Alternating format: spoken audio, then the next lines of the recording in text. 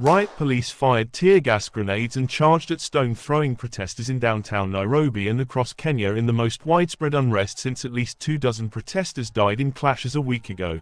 The nationwide demonstration signaled that President William Ruto had failed to appease a spontaneous youth protest movement, despite having abandoned plans for tax rises that triggered the unrest last week.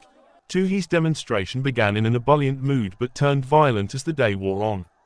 In Nairobi's downtown business district, police wearing helmets and carrying shields and wooden clubs charged at the protesters, and tear gas bombs exploded in the crowds. A kiosk was set ablaze in the center of a street. Medics tended to a youth who lay on the pavement with a bloody hand.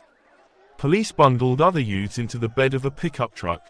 Outside the capital, hundreds of protesters marched through Mombasa, Kenya's second-largest city, on the Indian Ocean coast.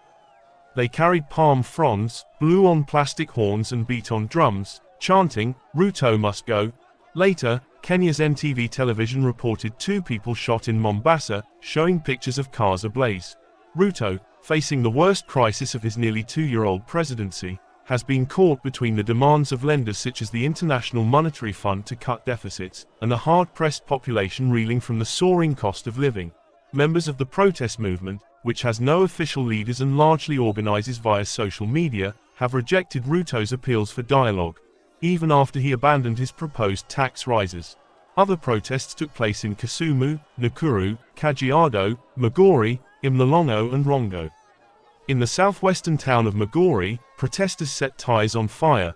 Activists blamed violence on infiltrators they said had been unleashed by the government to discredit their movement, and said it was now time for protesters to disperse.